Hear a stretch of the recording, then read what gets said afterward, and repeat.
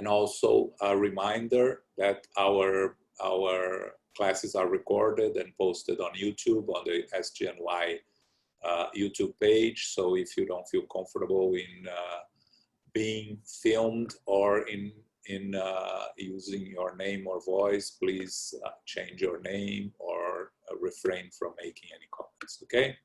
So we're very happy to have Jussara today with us here to continue our work with the fundamentals of mediumship. Last month we started on the Perispirit, and she's going to talk today about the role of the Perispirit in mediumship. Okay, go ahead, Jussara.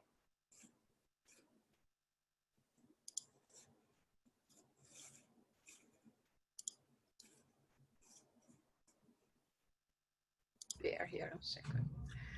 So good morning, everyone. Today we have a difficult task ahead. This is a very important, but at the same time, very difficult idea for all of us, because most of our studies today, we are going to be talking about things that we do not see and that we are not familiar with. Regardless whether we are mediums or not, even when you are mediums and you have some possibilities, not necessarily you will be experiencing many of the things that we are going to be talking about here. And because it's actually, when I first prepared this this course, actually it was with a basic course on mediumship. So again, not necessarily everyone is going to be that interested in talking about mediumship and understanding it more in depth. But one thing that I normally say when I'm talking about mediumship is that regardless whether we are ostensive mediums or not, or we have a keen interest about it or not, in any case, because we are all spirits and because we are all immortal, and because at some point we are all influenced by the surrounding, the atmosphere of spirits that surrounds us, it's always interesting to have a certain knowledge on the subject and to understand how this can occur in our day-to-day lives. So because we are going to be, as I said, using this study that is kind of, a little bit more specific per se, we are going to be doing the following.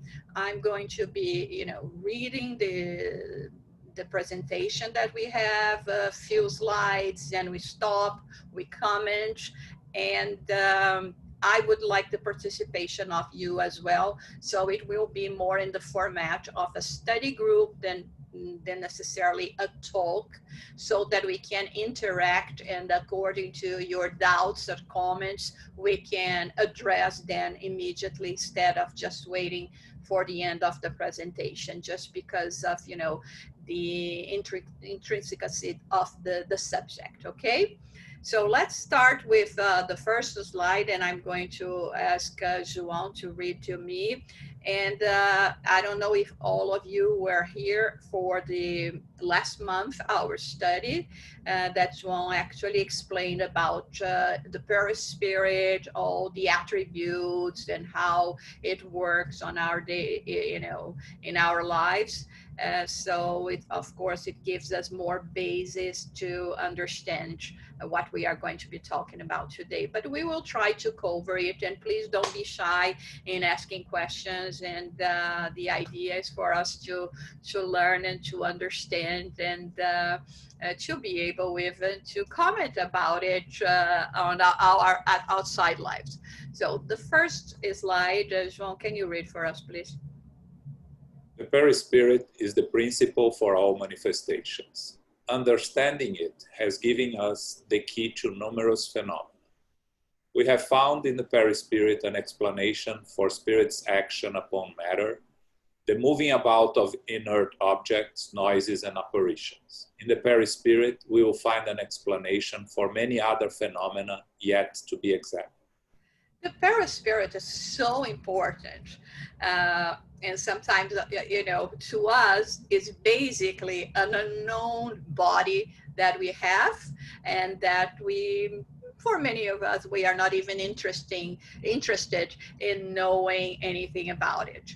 But as we understand and as we study in Spiritism, the body represents, you know, this, the physicality, the corporeal possibility for the spirit to act upon matter.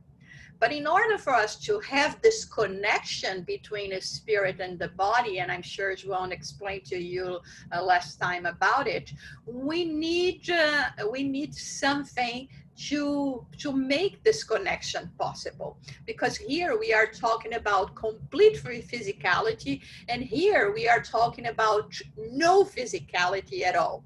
So to connect, to make this possible, we require a specific, more subtle body to actually allow us as spirits, as the one that is capable of acting, reason, and everything, whether in this world, whether in the spirit world, to be this kind of connection.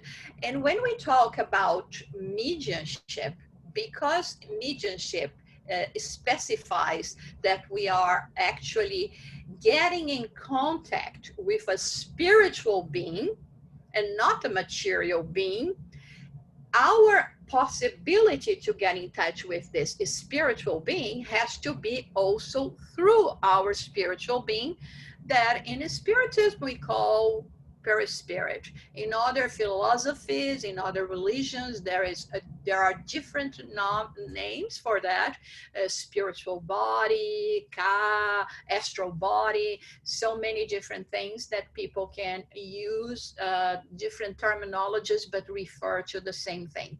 So what is important in this case, and here where Kardec explains to us in the Medium's book, is that every phenomena that we may witness or experience in terms of mediumship, it has to happen through the perispirit, through the participation of our spiritual body. Let's read the next one. The perispirit is a fundamental instrument in the communications between the spiritual and physical planes. This applies for mediumistic phenomena of both intelligent and physical effects. So, you know, it's like, you know, I have a device that is 110 and I have an outlet that is 220. I need something in order not to blow the fuses. I don't know the specific name of that in English. If anyone knows, please tell me. The transformador in Portuguese would be. So we need something that will be able for me as 110 to communicate with the 220 without any kind of damage, without any kind of interference. So we will be able to access this, someone I think wrote something here. Let me see if I can get there. Transformer. Well, as always, it had to be easier than we think, right? Yeah, I was going to say that, but then I was thinking, oh, maybe I'm just trying to guess here. Anyway, so we need a transformer that will make this possible. Someone that is something that may make this communication possible without, you know, any kind of damage for both sides. And this is basically, this is just an analogy, okay? But this is basically our perispirit. That's the reason why it's behind all phenomena that we know. And here, when we talk in terms of mediumship, we know that in the medium's book, the spirits through Kardec, and of course the communication received from mediums, because Kardec per se didn't receive communications. It was not an ostensive medium, as we say, qualified or classified mediumship as being of intelligent phenomena or physical phenomena. Intelligent meaning that it was going to produce intelligible messages, and those are things that we have through the automatic writing, psychographies, or when the spirit uses the vocal possibilities of the mediums, bringing a coherent message that can remain for further analysis, etc. When we are talking about physical effect, we are talking about things that impress our five senses, and that we can all witness regardless whether we are mediums or not. And sorry, the next one. Can you read the next one? The perispirit is not found enclosed within the limits of the physical body, as if it were in a box. Due to its fluidic nature, it is expandable, radiates outward, and forms around the body a sort of atmosphere, allowing thought and willpower to more or less expand. So let me show you this, see if I can show you this graphic so that we can actually see. Here we are talking about the spirit with a spiritual body. And on the other side, let me see, sorry. On the other side, we have an incarnate, a person that lives in the world, this world, that possess the physical body, plus, of course, the perispirit. And this flickering light is the way that I found to try to express what is the spirit, right? So in order for us incarnate beings to be able to communicate with a discarnate one, a spirit, we have somehow to emancipate from our physical body. And it is through this emancipation of our spirit, perispirit, that we will be able to get in contact. So here you see that the message is transmitted from the spirit through the perispirit of, let's call it the medium, and then it's going to be verbalized or written through the physical body of the medium. It is interesting when we think about it, because this is how somehow, and we are going to talk a little bit more about it later, we can explain why sometimes mediums, when they get into a trance, they will not necessarily remember what has happened, what kind of message they have conveyed, what were the exact words that were used sometimes through their own voices. Because when we, let's say, leave our physical body behind, although we are of course connected to it always, and we start living more in the realm of the spirit, like here we see the perispirit is spirit acting, we are using our spiritual possibilities and not necessarily our physical possibilities. So our brain, physical brain, not necessarily is participating in everything that is happening. This is the reason why we will not necessarily remember things. This happens every night when we go to sleep. Every night when we go to sleep, we have a spiritual experience. Maybe not during the whole night, but a little bit we will have, it's very rare that we will not have any kind of a spiritual experience during our sleep stage. And what happens, because why don't we remember that when we will awake in the morning? Because our physical body, our physical brain was not participating in that experience. So it cannot have a recollection of effects that was not per se experiencing, because the one that was experienced, these facts are, is the spirit with the perispirit, and not assessing the possibilities of the physical brain.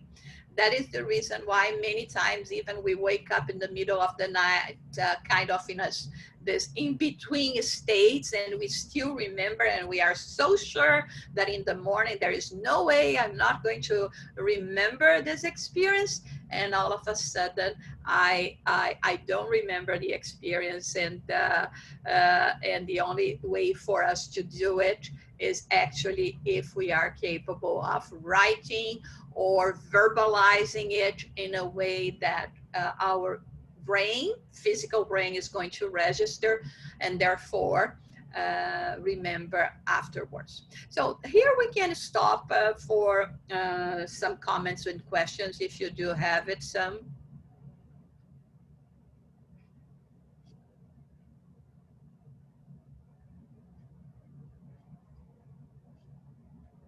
Anyone?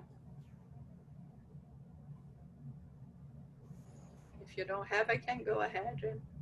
No raised hands, so continue. Okay. All right. So let me get back here. Oops.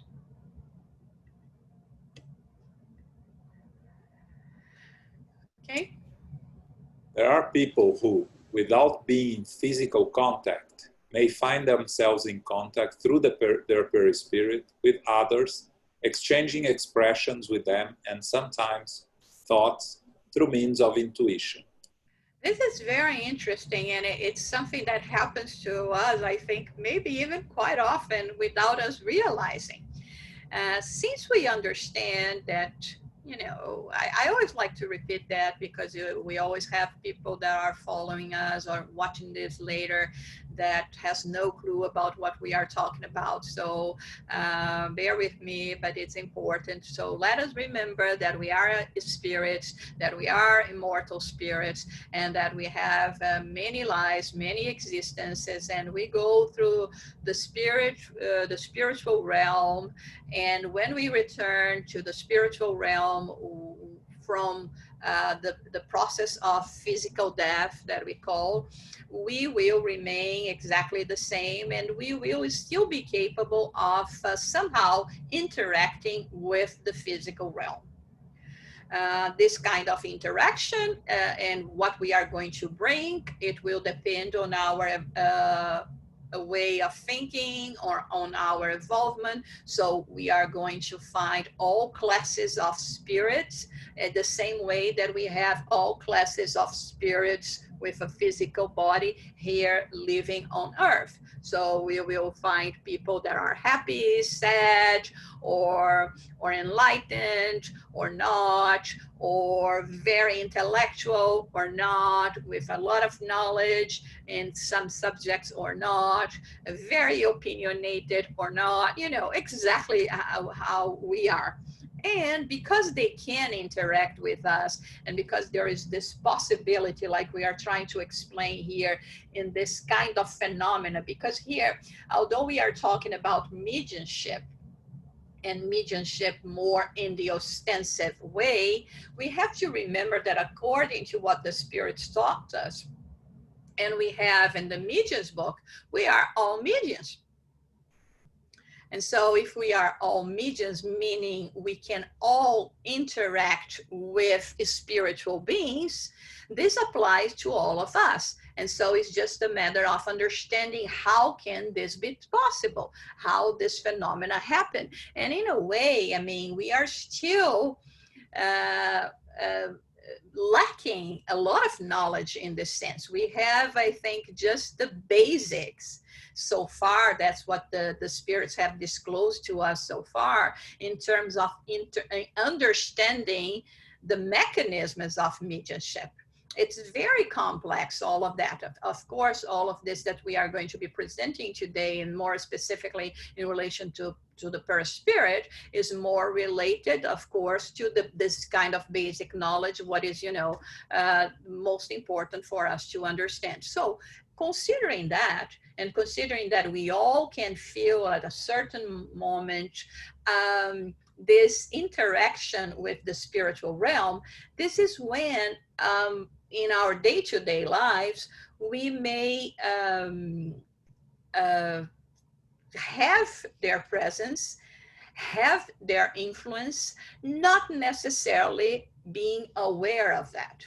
So sometimes, let's say that you are having a great day and all of a sudden you feel like a wave of sadness. Sometimes you may even ask yourself, why all of a sudden I feel so down, or something like this. It can be a spirit that for whatever reason got closer to you, and somehow through this possibility of interacting, we have absorbed the emotions of this spirit that is next to us. Or when we are all of a sudden taken by a desire of doing something good. Maybe it's like, a guardian angel that is coming to us and say, come on, it's time for you to do something. Move about and get your strength and start working or for goodness somehow. So this is how we interact without, like they say here, physical contact, exchanging expressions. Because many times, when I am with this aim of, let's say, of helping, of doing something good, I say, like, when you say you send this message to the world, we do, but we send it also to the spiritual world. And spirits that think alike will capture that energy that is expanding, being released from us, in order to reach out other beings that will think alike. And in this case, it's not necessarily only, beings deprived of physical body. It can be even in terms of physical body. We will go to places that people will say, I don't know, as soon as someone introduce you to me, I felt some sympathy towards you, something like that, that arrives. If this energy that we release, that arrives even before we say anything, or before we have the opportunity to manifest, physically speaking. So let's go to the next one. Spirits can manifest through physical effects like noises and the movement of objects, through the transmission of thought, through vision or hearing, through words, or through touch, writings, drawings, music, etc. In other words, through all the means possible of putting them in contact with human beings. So this is something that we actually, in terms of, the physical, we're going to be talking about a little bit about it today, but we will be talking more extensively in a couple studies of this the subject of mediumship. That we will be studying physical effects. We're going to be studying, or have we done that already, João? Not yet, right? No. Yeah, no. So it's going to be further classes, but we understand that even when we are witnessing phenomena that is more related to what we call the physical effects that everyone can see, regardless if you are an ostensive medium or not, every time we are talking about it, we are always implying the presence of a medium and the presence of a spirit. And in this way, for this communication to happen, it's always accomplished through our perispirit. And we will be seeing that in another slide here. And the same thing in terms of hearing spirits, in terms of visions, in terms of any kind of physical or intelligent manifestation that we are talking about here. Remember that when we are talking intelligent manifestation here, we are not talking about, you know, spirits that have a master or a PhD degree. No, we are talking about, like we said, messages that make sense, that comes through words, and not only those that it is going to impress our five senses. Because, and I say five senses because it can be, you know, something related to smell, something related to hearing, something related to a seeing, etc. Okay, so let's see this one here. The medium and the spirit communicate through their perispirit and exchange impressions and feelings. The suffering or needy spirit can be of a moral and intellectual degree inferior to that of the medium who is transmitting the message. In this case, a fluidic link is established between the medium and the communicant spirit, through which the medium, similar to a nurse, allows the spirit to portray and transmit to those present its pains, feelings, difficulties, and its degree of moral intellectual understanding.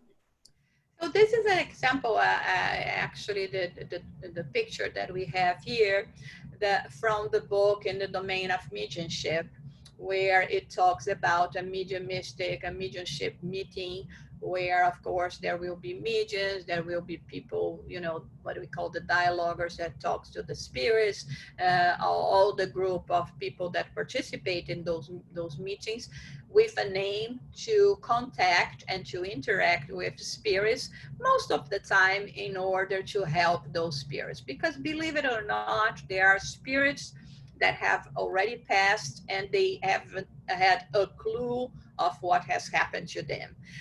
We can see that in two wonderful movies that we have, and that anyone can watch at any time or watch it again. That is, one is called, of course, The Sixth Sense, that portrays very well, you know, the story of a spirit, that a person that has died is now a spirit communicating with someone from the physical plane, and not necessarily understanding or having the knowledge that it has passed already.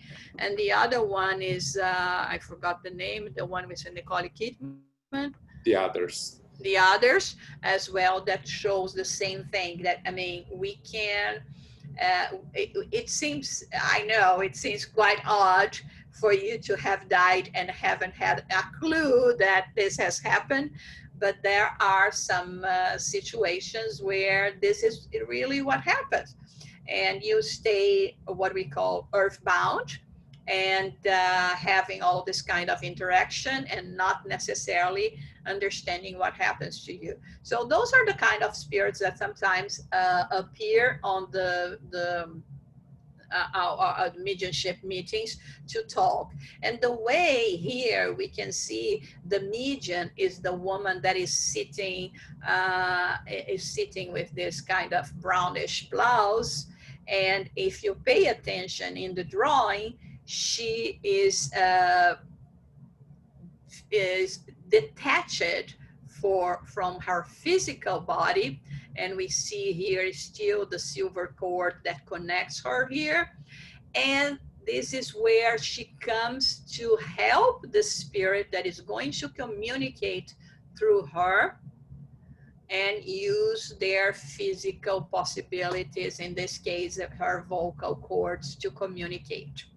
So as we see again, and this we just using this illustration to explain here how we have this connection between the perispirit of the medium with the perispirit of the spirit.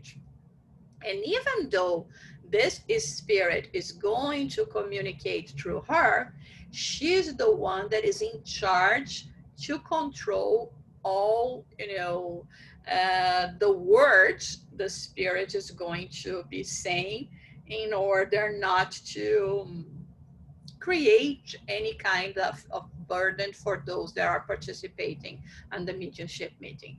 We can stop now for questions. Let me see if there are some here. Yeah, there are a couple on the chat. There is Jussara, you are a medium. What are your impressions when the image on the slide is happening to you? When the image of the slide is? Yeah,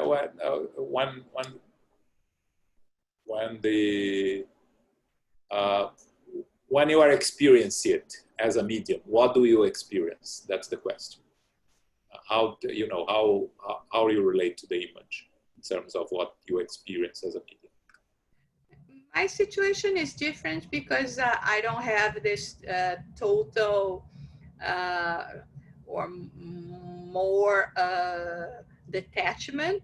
I stay more like the first image that we had, closer to the body. But I don't think about it. I mean, it's just so natural at this point, and I cannot even remember how it was at the beginning. So it's something that I don't think any of the mediums that go and work every week actually pay attention to that. It's more, we are just there, and we are used to this kind of situation and communication, and we just let it happen without paying that much attention. It's very much like you're just the intermediary. So it doesn't really affect me. Okay, there is another one from Orlando. Does the coronavirus virus affect the perispirit? Every physical illness that we have may or not affect our perispirit, depending on how we allow it to affect or not. Okay. In fact, it's one of those questions like who was born first, the chicken or the egg, because many times it's the other way around. We bring damages in our perispirit from, let's call it spiritual body, for the sake of understanding, that is related to everything that we did in the past. Let's say that in the past, I took very little care of my physical body and indulge it in each and every thing that you can imagine, and that of course had an impact on my physical body. It probably even led me to my physical death. And the thing is, many times we will think, well, once you're dead, you're rid of everything, all the damage that you have caused because of your unconsciousness. But the thing is, not necessarily. They can be imprinted in our perispirit because they are the result of our imperfections, of our vices, addictions, and so they cause a damage. When we are about to reincarnate, the damages that we have caused in our spiritual body due to our behaviors will follow us in this incarnation. Sometimes I use a very simple example, like, I have a pan that I'm going to bake a cake, but then, somehow I damage, I dented this pan, and I still can bake a cake. I still can, go there, use this pan, and it's going to show the dent of the pan as soon as I remove the cake from the mold, from the pan. Is the same thing with us. So maybe what made us more vulnerable to this or that illness is actually, this dent that we have created due to our behaviors in other incarnations. But you see, I'm just saying that because the possibilities are countless. And we cannot, this is the hardest thing that we have in terms of spiritism. There is not just a single answer to a single question, because there are many, many possibilities. And for us to say, no, this is going to affect, or this is the result, or you had this because it's the result of what you did in the past. I mean, there are many other possibilities that we have to take into the consideration. Okay, another one. Yeah. Elmo wrote in the chat. I'm going to read. Okay. No, Orlando, not directly. Viruses are physical beings that infect physical bodies. Indirectly, the perispirit may feel the effects of the disease, but it will not be infected by the virus. Yeah, that's a very important point as well, you know. Why we were vulnerable to the virus is one thing, and how the perispirit's going to be impacted in the sense more of the illness or not, it's a different story as well. But like it says here, it's not going to infect the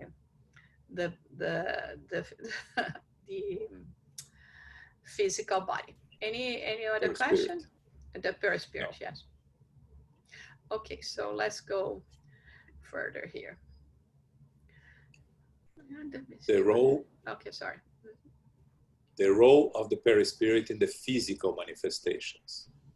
The combination of the perispirit of the medium with the elements of the perispirit of the spirit associated to elements of the universal fluid form an energetic mass that is moved by the will, thought of the spirit and act upon the structure of matter itself, either to produce physical or intelligent phenomena. It is this combination that makes the movement possible. Okay, so here we have some examples in terms of physical manifestations, and with these pictures that you can see, the 4 pictures that we have here. You know, the first one, the round one, representing a physical manifestation where a spirit has materialized using this energy that we see here being released in this middle frame here from the orifices of the medium that releases this what we call ectoplasm. And with that ectoplasm, it is possible to provoke the manifestation. So the first picture we have is a very famous picture of the medium Francisco Cândido Xavier, and here the medium Peixotinho, and the spirit that is materialized through the energy released, this combination of the perispirit that gives a possibility of expanding and promoting the release of fluids that we call ectoplasm, that is going to provoke the manifestation or contribute for the manifestation of the spirit. In this case here behind the medium, we have the spirit materialized that is called Sister Josefa.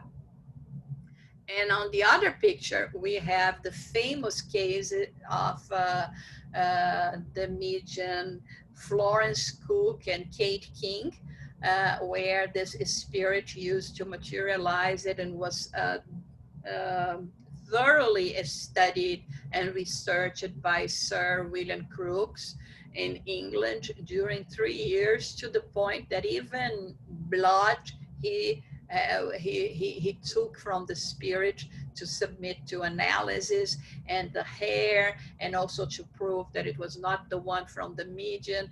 I mean, there is extensive research that was done on that time. It is due to this research as well, you know, weighing the spirit that we come with, you know, the idea and some common knowledge that people use today that the spirit weighs 21 grams. And all those things that was deeply researched. But again, everything happened with the connection and of perispirit and release of energy that some mediums will have, and for those specific cases. Let's see the next one. Oh, sorry, this one is not done. Okay, sure. When a table moves underneath your hands, it is because the spirit who has been evolved has taken enough of the universal fluid to infuse the table with artificial life. Having prepared the table in this way, the spirit attracts it and moves it under the influence of its own fluid, which it emits by exerting its own will. Due to the action of its will, the spirit will then be able to modify the physical properties of the matter of the object, thereby making it possible for its will to move the object. Well, this is how more or less, spiritism came to be, with the phenomena of table turning, and how the tables could fly, and the knockings, and start, giving the message through the wrappings, etc. But again, behind all those phenomena, there will always be someone that we will call medium, whether this person has the knowledge or not, providing the necessary fluid that is going to be transmitted and released also with the help of the person's own perispirit and the spiritual body, and the spiritual body of the spirit, the discarnate that we call, is going to be able to use that energy to act upon matter. So again, referring to the movie Ghost, I don't know if you remember that scene where he is at the train station, a subway station, and he's talking, the spirit of, I think was Patrick Swayze, right? Was talking to, the main actor was talking to another spirit, and seeing the spirit provoking, being capable of acting upon matter, he tries to learn from the spirit how to do. And the spirits explain it so well, actually, because the spirit says you need the will. So the first thing the spirit has to have is the will. And of course, in terms of this will, to focus on your attention on that will. But then the spirit says, and then you just do it. This just do it means you need the will, but we also need some kind of energy or material energy that we call the vital fluid, the animalized fluid that only incarnates possess, for them to, to use this ingredient and provoke the display of a physical phenomenon. And then you can kick the can. In that case, that was what they were doing. And actually people that would be at the station would see all of a sudden a can of a soda or something, it was start moving. But it needs the presence of this particular kind of fluid energy that only mediums, incarnate mediums, possess for this physical phenomena to happen. Any question or any comments so far?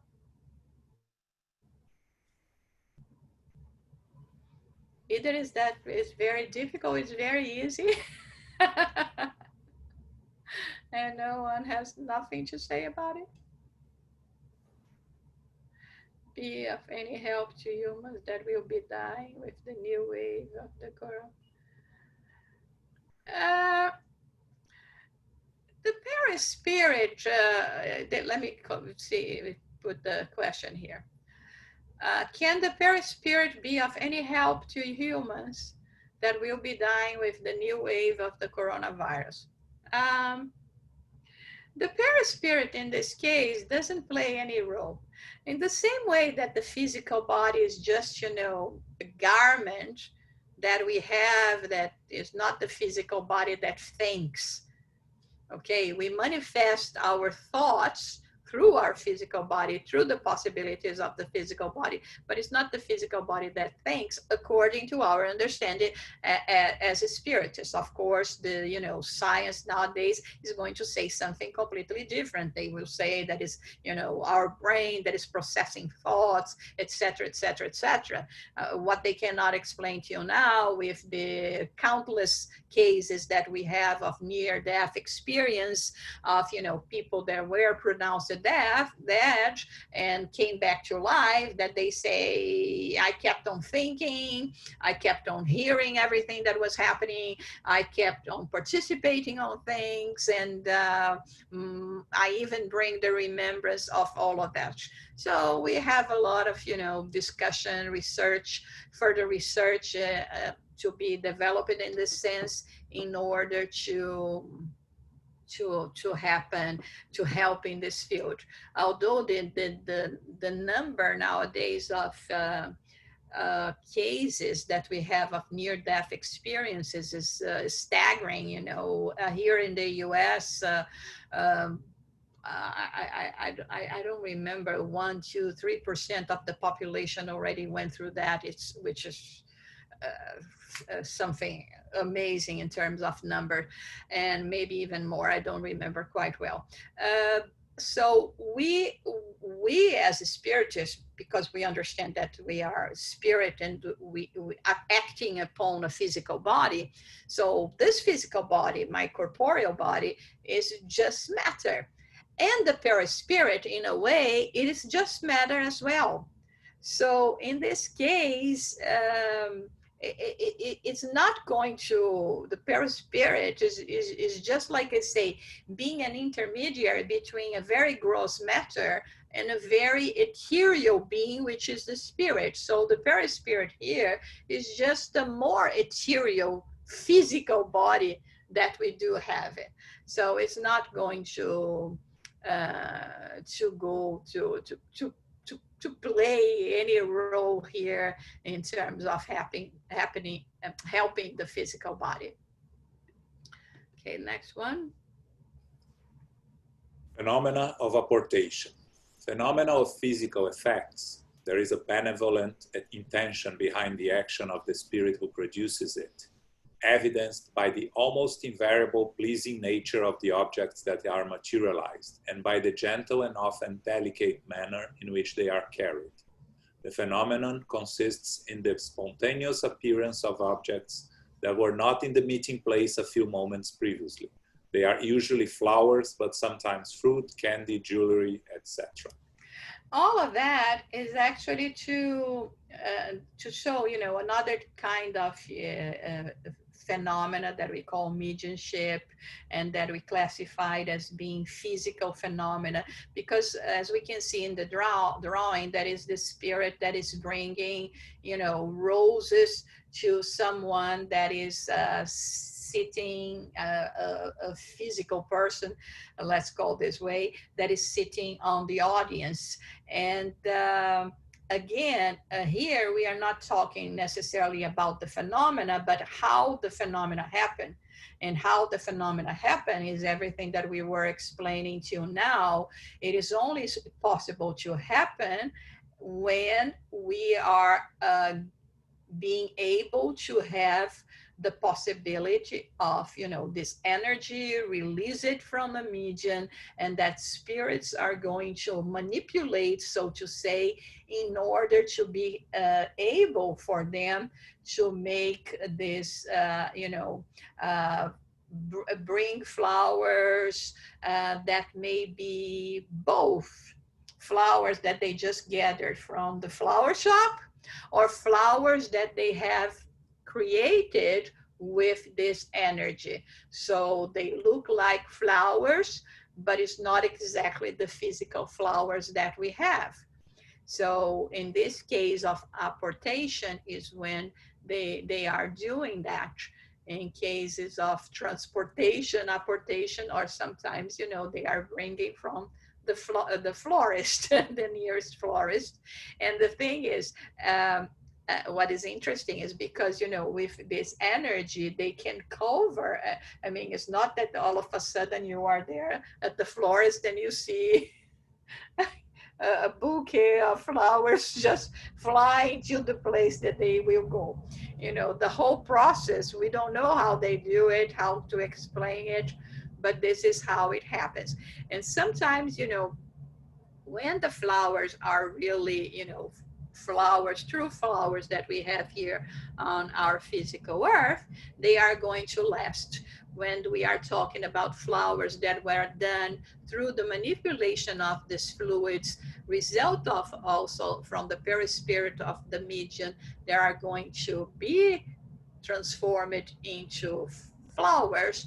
They will have not a long existence. We cannot precise how long it will take for these fluids to disappear, but sometimes it may last even years. Okay. There's a question from Elisa.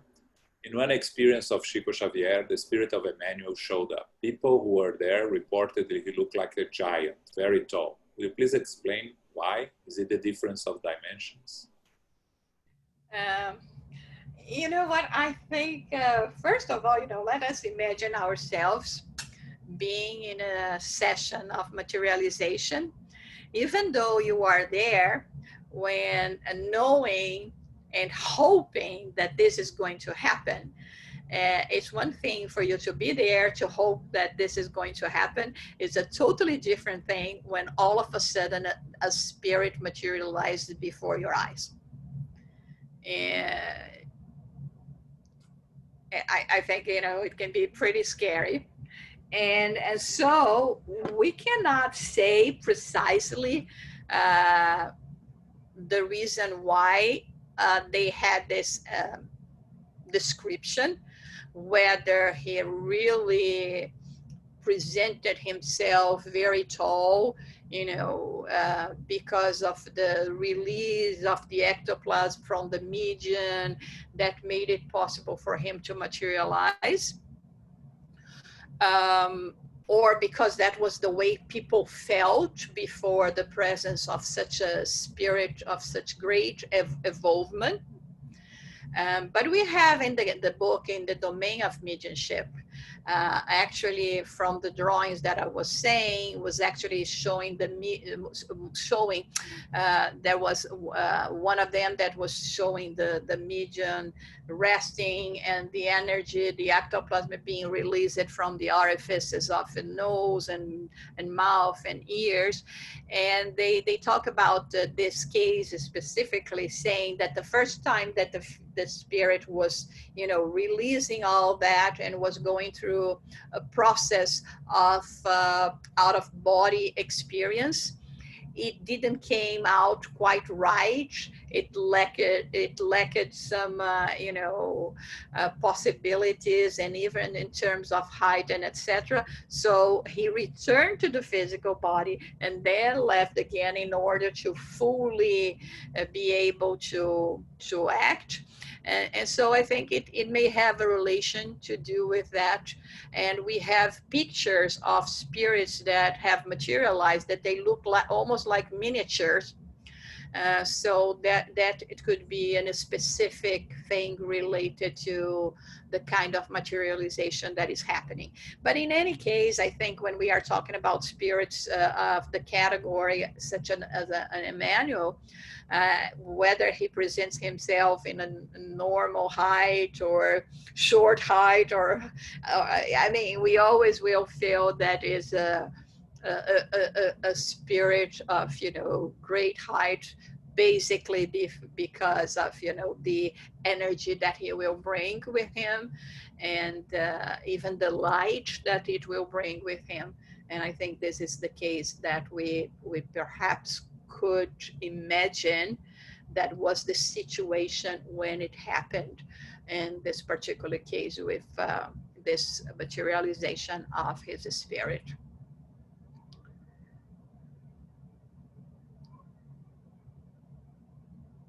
Okay, can you read the question? You know? Sure.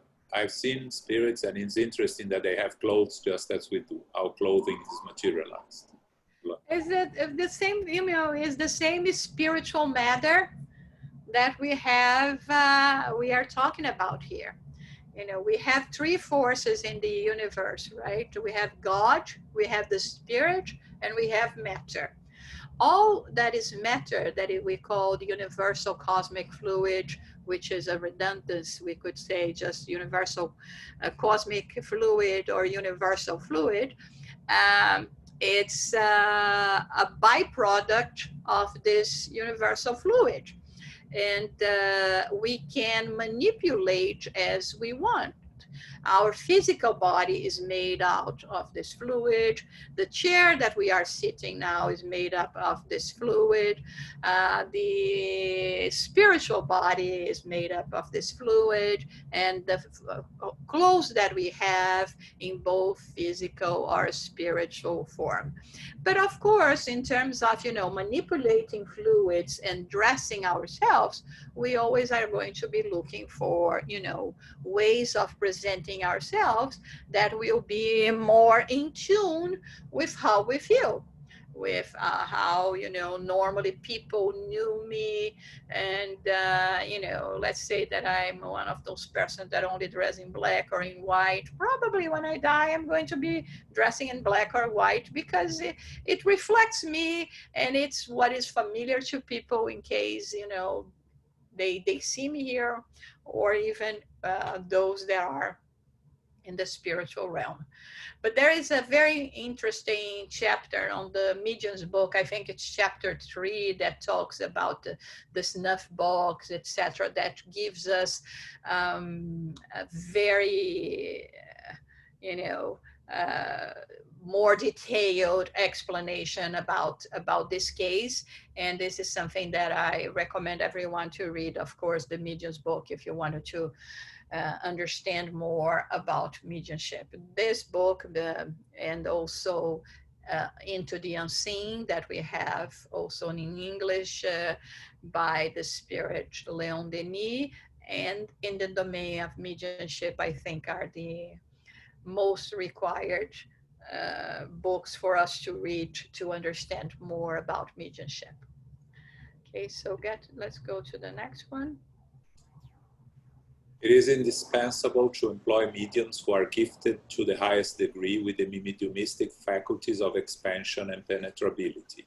The easily excitable nervous system of these mediums enables them to profusely project their animalized fluid, vital fluid, ectoplasm, all around them. Some mediums can only obtain it while in a somnambulistic state, in trance. This state facilitates the combining of the required fluids. So here it's a passage that we have actually in the book, In the Domain of Mediumship. And since we were talking about the role of perispirit in this particular case here, in terms of, you know, physical manifestations and materializations, etc., this is how the spirit explains to us how this happened. Again, some mediums will have the possibility of having this expansion, more expansion that is more capable of profusely like project, like they say here, this animalized vital fluid. You see, there are so many terminologies. It's always good to put everything so to make it clear for people. And in this case, to be able for the spirits, by gathering this energy, to be able to also utilize them for the actions that they are going to promote. And this is exactly, you know, this drawing is exactly what I was talking about before. If you see, the medium is here at the same time that he is releasing energy ectoplasm. He's in such a deep trance that as a spirit, a spiritual body, he is next to his physical body and not necessarily encased, which is something that we have to learn as well. Our spirit is not encased in our physical body. It acts upon it. So it's hard for us to describe it better, in a better way. Let's go to the next one.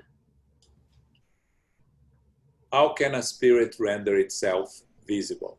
The principle is the same as for all other manifestations. It resides in the properties of the perispirit, which can undergo as many modifications as the spirit sees fit. Medium's book, item 100, question 21. So here we have all these questions and answers from the Medium's book, okay, which I recommend everyone again to read them in order to understand more. But when we are talking about visual manifestation, it's the same thing. It's always the use of our perispirit, of our possibilities, so that we can be able to see the spirit manifesting. So again, is related to the properties of perispirit. Read the next one, please. Can a spirit per se make itself visible, or can it only do so with the aid of the perispirit? In your material state, spirits can only manifest themselves with the aid of their semi-material envelope, which is the intermediary through which they act upon your senses. Under this envelope, they can appear in human form or any other, whether in dreams or in the waking state, whether in full light or in darkness. Medium's book, item 100, question 22. Again, everything related to, when we are talking about the vision, that is related to our perispirit, because we are not talking about clairvoyances here. We are talking about seeing mediums. And seeing mediums, they see with their eyes shut. They see in the dark, because it is my perispirit is spirit seeing the perispirit is spirit of the other person. Go ahead, the 23.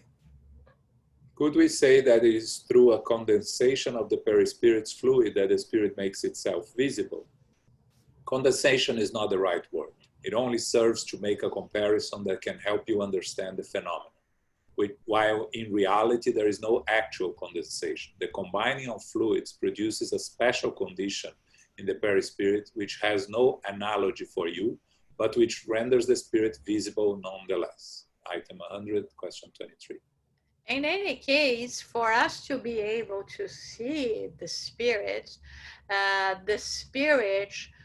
which is very interesting, because, you know, when we read the books by Chico Xavier, the collection of life in the spiritual world, and, you know, all the knowledge that André Luiz, the spirit, brings to us, it's not uncommon for us to read in his reports when he goes to certain regions on the spiritual world where spirits that pertain to that region cannot see them.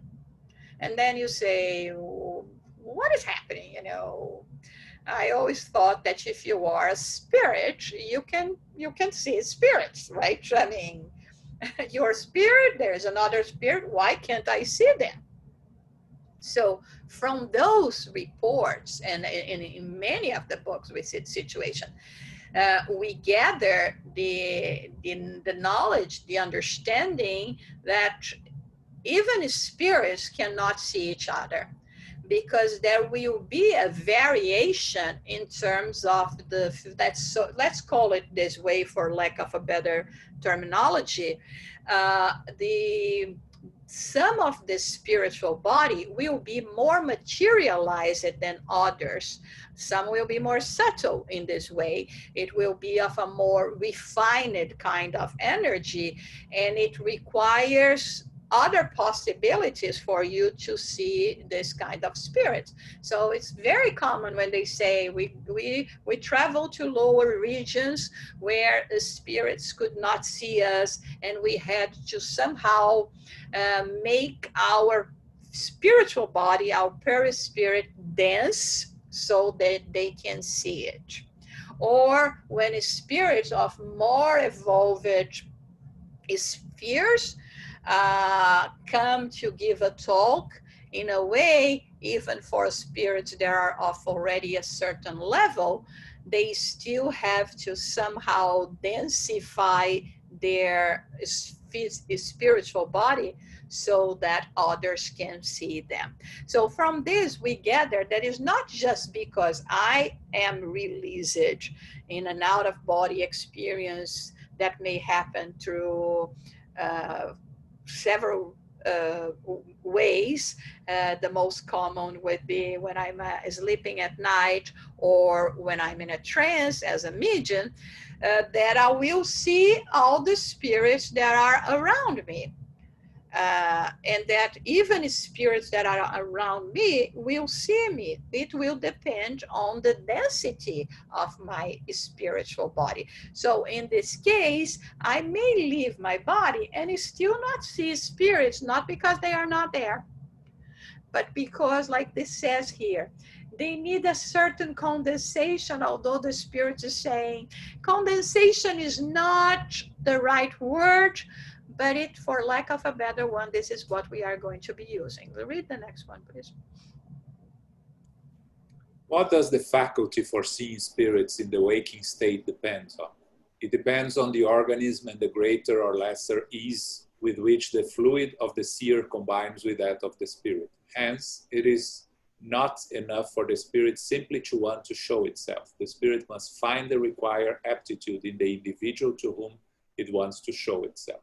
So it may seem to be an easy process, but it's not.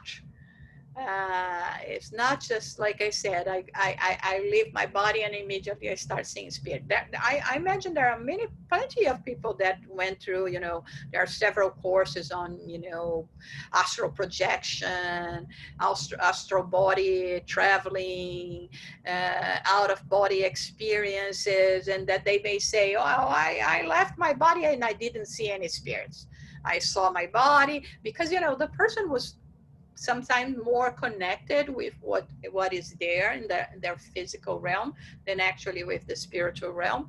But it's not that simple. All this communication and interaction, it may be easier on the realm of thoughts, but not necessarily when we are talking about all other physical or physicality implying. And remember that I said that, for us to see the perispirits are physical, are matter in a way as well.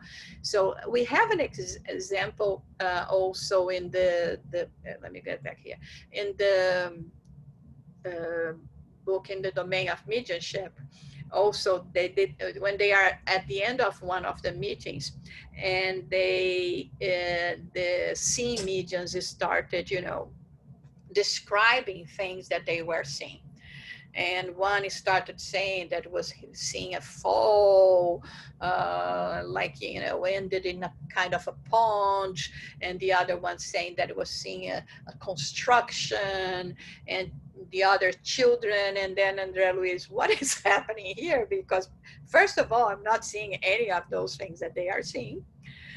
And one is, is seeing things, they are seeing things completely distinct from the others. And how can, a fall or something fit this room? So it's quite interesting the way Andrea Luiz describes. And then the spirit, the mentor says, well, they are seeing the projection of my thought, because we are actually in the process of building exactly this institution that they are seeing, and this is the way that they are describing. But each medium had the possibility of just grasping a certain area. It's very much like that idea when we blind, we put a blinder on our eyes, and then we go analyze and describe an elephant. I mean, the ones that are on the front, on the side, on the back, they all are going to describe different things. None of them will say it's an elephant, because they are not having the whole vision, but they are all being true and giving specifications according to the projection of what is at display at the moment for them. Okay. The role of the perispirit in the bicorporeal corporeality and transfiguration. Corporeality and transfiguration are two varieties of visual manifestations. During sleep, the spirit partially recovers its freedom. It isolates itself from the body, and it is in this state that we often have the opportunity to observe it. But the spirits of both the living and the dead always retain their semi-material envelopes. Since the incarnated spirit has a perispiritual envelope, the bilocation can be provoked by leaving the body while it is in the sleep state. And once the dislocation has occurred, oneself will become visible and tangible in another location, far from the physical body. Euripides Barçanufo, Brazilian spiritist, and Saint Anthony of Padua, an Italian priest canonized by the Catholic Church, are great examples of spirits that, when incarnate, possessed in a degree of high development this type of anemic phenomenon. Saint Alfonso of Liguri was canonized before the time normally required for having shown it himself simultaneously in two different places. So when we are talking about, the apparition of a spirit, almost the materialization of a spirit, it doesn't need to be us providing this kind of energy for other spirits to materialize. It can be us ourselves by detaching, coming out of our body, providing the necessary fluids for our spiritual body to materialize as well. So in this case, it's very rare cases. It's not, of course, everyone that are capable of doing that. We are talking, then all of a sudden we have a double. One that is going to be on a trance, and you have to be on a deep trance. It doesn't mean to say that because you are two, you can actually, like, twin brothers and identical twin brothers in different environments. No, we are talking about one that is going to be on a trance, and the other one that is the spirit that can have this possibility of dislocate and still materialize. In the case of Euripides Barçanufo, there is a case that says that he even helped in the birth of a child in this way. He went in a bilocation, in a bicorporeality situation to the house of someone that was in distress, materialized it, and help it in the birth of a child. In the case of Saint Anthony of Padua, and that is also one of the reasons why he was canonized, is because he was once teaching. He was in Spain, and all of a sudden he got into a state of trance, and he transferred himself to Portugal, to a court where his father was being judged and was going to be condemned to murder, as a murder of a certain person, and he was innocent. And then Saint Anthony manifested there, defended his father, showed the one that was actually the one that has murdered that person, and no one knew that his physical body, so to say, at that same moment was in Spain. Only later, of course, when they said, it's great that you traveled to here. Yeah, he traveled, but he traveled in spirit, not in physical body per se, because he was with his students, and that there was testimony in both cases. And the same with Alfonso de Ligure. Like we said, is just to show that the possibility of our perispirit, even of taking more of a physical form, using the same kind of release of fluid that we provide for materialization of other spirits. Any question?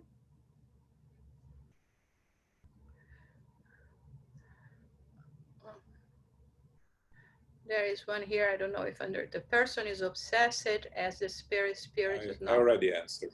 I already Okay. answered. Okay.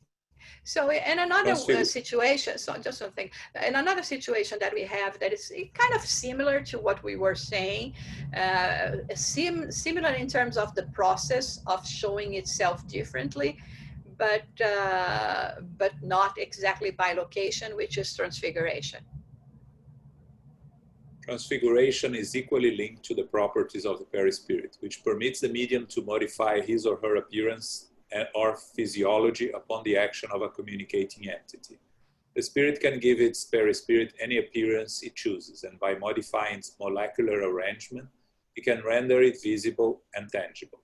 The most beautiful transfiguration we have heard is the one of Jesus in Mount Tabor, which happened in the presence of the apostles Peter, James, and John, Matthew 17, 1-9. According to the text in the Gospel, at the moment of the transfiguration, Jesus' face shone as the sun, and his clothes became white as light. It's when, you truly show yourself beyond what you see in terms of matter. Sometimes, although we will not call this transfiguration, even when we are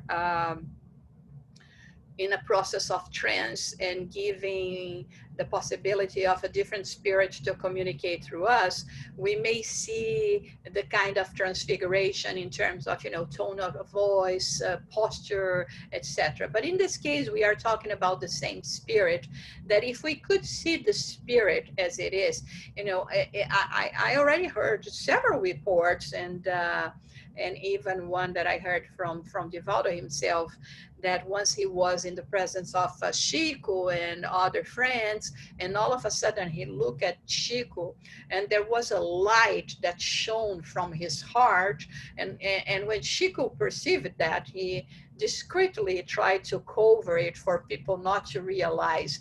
So in a way, at that moment, he was showing who he was.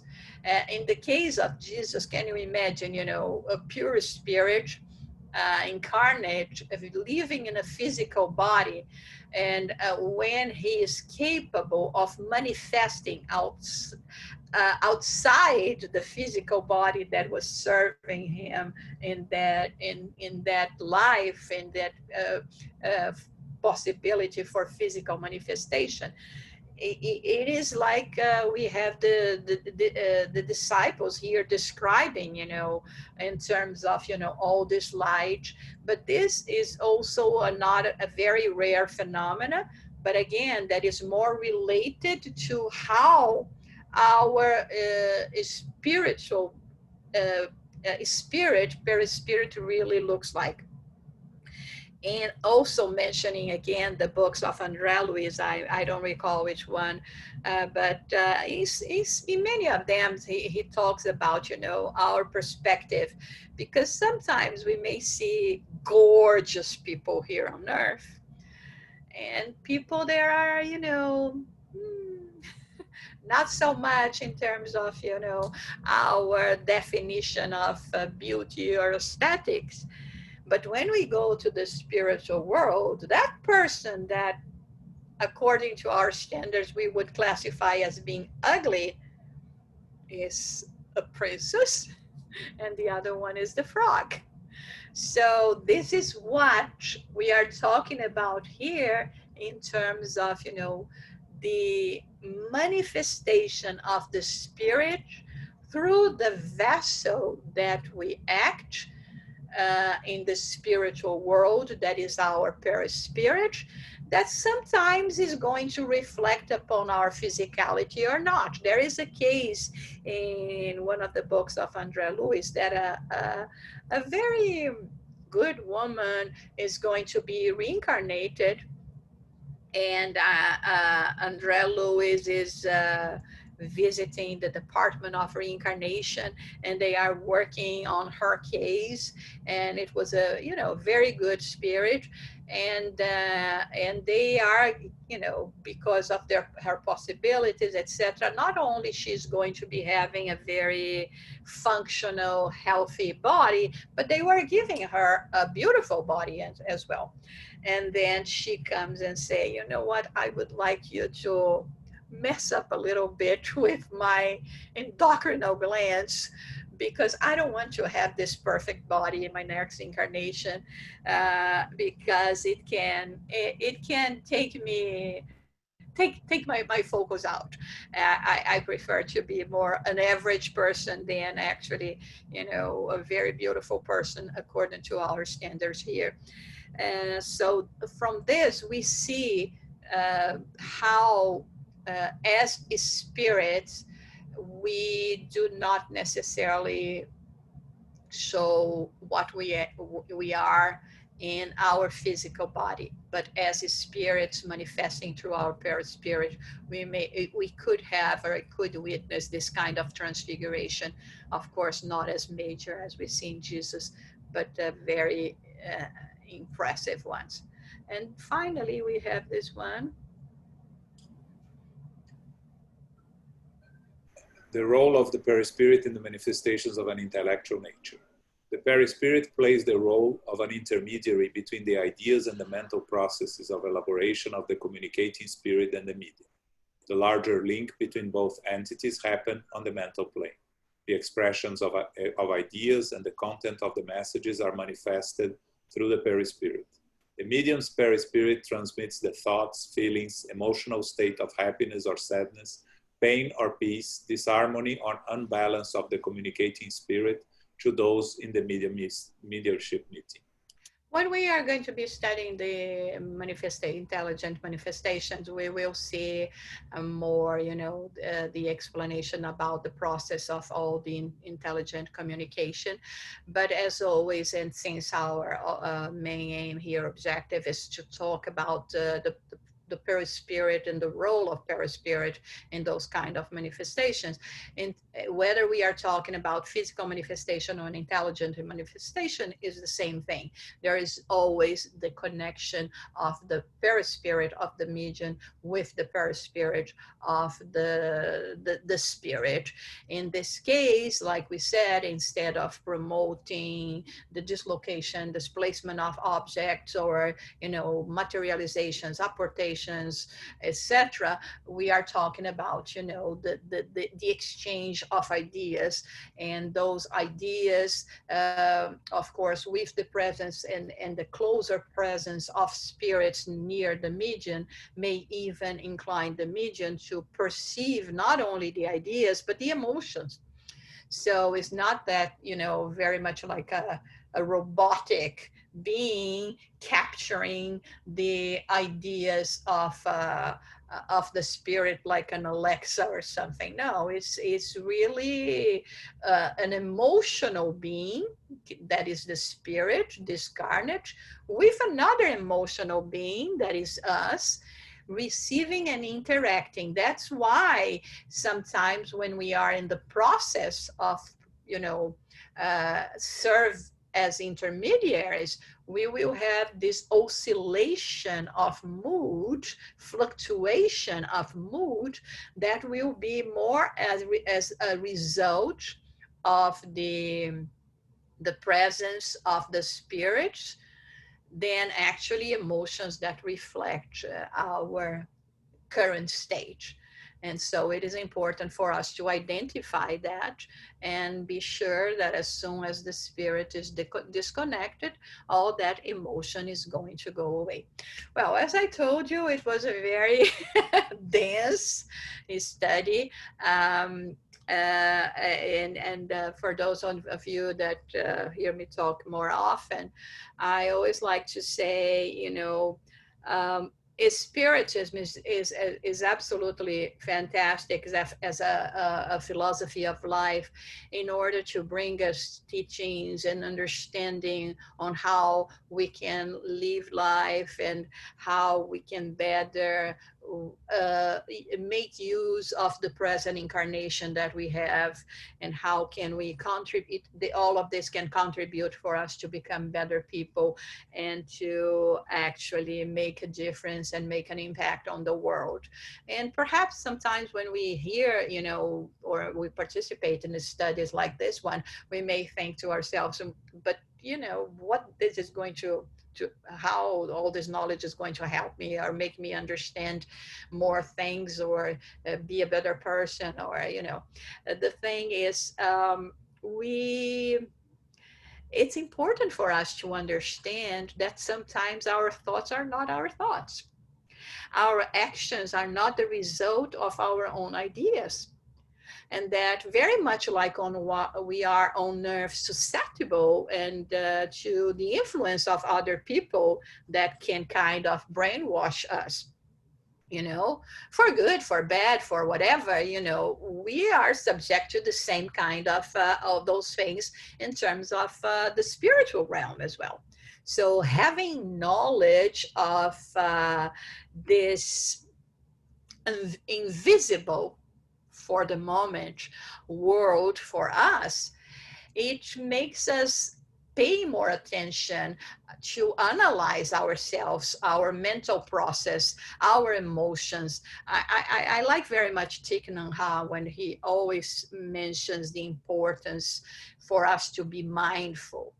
And nowadays it's something that, it's been very hard for us. We have our attention, but it seems that our attention span is reducing drastically, with all the different options that we have. I mean, we want to watch 10 lives at the same time, through 3, 4, 5 different channels at the same time. We want to see everything that is happening when we are, with our computer, cell phone, everything open, so that we can be kind of, bilocating and participating in everything. And sometimes we don't pay that much attention, or we are not paying that much attention to the impulses and to the data, so to say, that we are receiving, that not necessarily pertain to the physical world, but to the spiritual world. And we act on them. And later on, we may regret those actions because it was not the result of, mindfulness, of us, stop, reflecting upon it, meditating upon it before putting things out in the world. So now, knowing that there is a whole invisible world, very much like it was invisible, the bacteria, the viruses that we didn't believe at the time, there will come a time that everyone is going to believe in the presence of the spirits. It's going to become part of humanity, as once with Pasteur, that became widespread knowledge with a certain time, and today no one can deny that. So one day no one will deny the presence of, us, immortality, of the mortality of the spirits. And in this way, understanding as well that the interactions that we may have may make an impact and in our lives. And it's up to us now, by being mindful, to pay attention to our thoughts, to our reactions, and how we are going to relate with the world in a way that this relationship, us with the world, can be a good one, can contribute for a better world, and with this self-awareness can contribute for us to become each time better. So pay attention to your thoughts, pay attention to the impulses that all of a sudden can come to you. And many times you will identify that it came out of nowhere. And this nowhere we are going to call the invisible world so far for us here on Matter. Okay. So we finished. Thank you. Jussara. Just a reminder to everyone again, we are starting our next meeting Tuesday, the Spiritism and Noon Tuesday. We will have one link, a different link, but that will serve to all our meetings as GNY meetings. You should receive it on our email, and you should find it on our website. So it will be one and the same link for all meetings, and it will have a password. That Zoom requires us to have a password now, okay? Next Sunday, which is the first Sunday of the month, we are going to study the book In the Greater World, okay? And thank you all for joining us, and I'm going to ask Elmo to do our final prayer. Elmo, please. Just one thing, thank you everyone that I've been seeing here in the comments that were pleased with the presentation. I was very worried because I know and we have to bring this kind of subject. It's hard.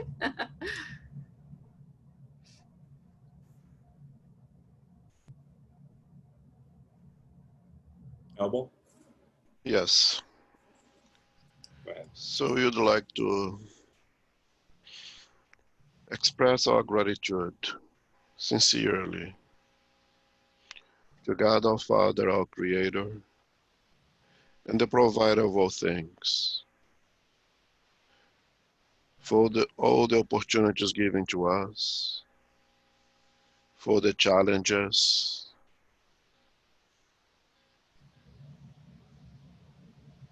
that the good Father knows you are able to undertake and overcome, for all the assistance provided to us to overcome those challenges. Dear God, we place your will above ours, now and always.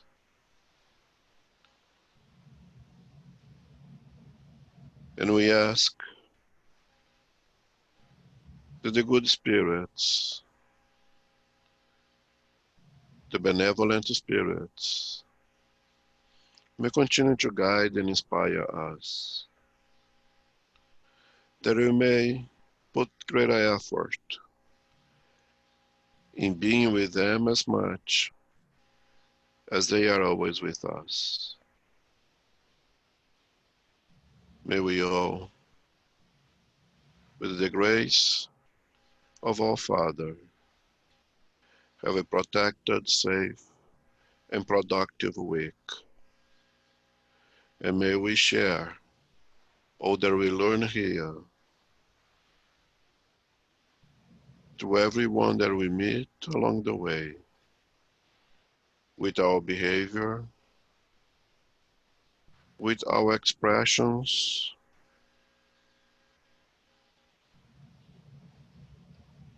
of gratitude, being it through doing all the good that we can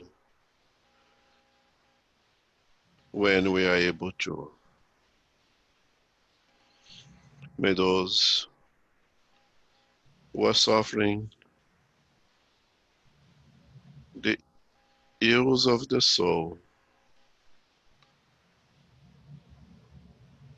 filled with hate and anger,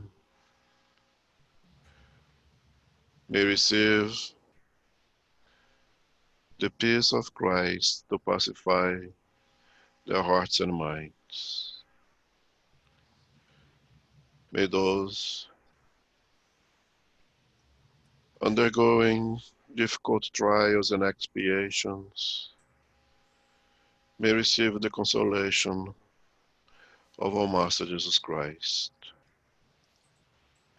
And may we be an instrument of Christ to console, to inspire in the direction of love. With this in mind, we ask permission to close this meeting. So be it.